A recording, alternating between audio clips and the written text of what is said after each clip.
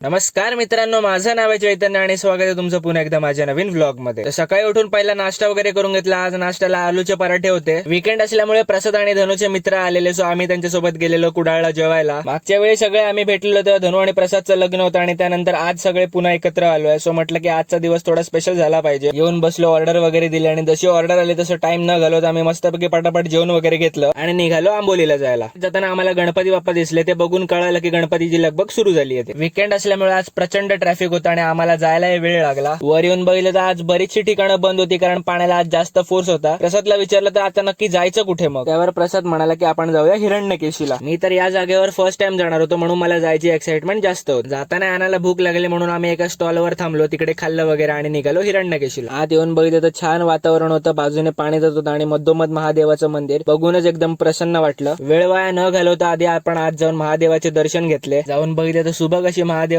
छोटीशी पिंड होती आणि बाजूला एक देवीची मूर्ती पण होती आणि आजूबाजूने पाणी वाहत होतं। आपल्याला जाऊन तिथे कळलं की हे पाणी 12ही महिने असतं। मंदिराच्या बरोबर समोर एक कुंड आहे जिकडे लोक पोहतात वगैरे आणि आजूबाजूने पाणी वाहत असतं। म्हणून आपल्याला व्हिडिओ नीट काढता आला नाही, कारण भरपूर लोक होती। आपण बाजूला जाऊन बघितलं तर अजून एक वाट होती जी साईडने दिसत होती, म्हणून आपण तिकडून व्हिडिओ काढला। त्यामुळे मला महादेवाला डोळे भरून नीट बघताही आला आणि व्हिडिओही घेता आला। निसर्गाचा आनंद घेत आम्ही थोडा फोटो वगैरे तिकडे काढले, थोड्या वेळ बसलो आणि निघालो गाडीकडे जायला। रिटर्न येताना आपल्याला हा एक धबधबा भेटला जिकडे लोक होती। म्हटलं इकडे तरी फोटो वगैरे काढू। बाहेर उतरून आपण बघितलं तर छान असा धबधबा वाहत होता मोठ्या डोंगरावरून। ते थोड्या वेळ थांबलो, मस्त फोटो वगैरे काढले आणि आपण डायरेक्ट येऊन पोहोचलो घराकडे। That's it for today. जर व्हिडिओ आवडला असेल तर व्हिडिओला नक्की लाईक करा, शेअर करा आणि सबस्क्राईब करा। थँक्यू।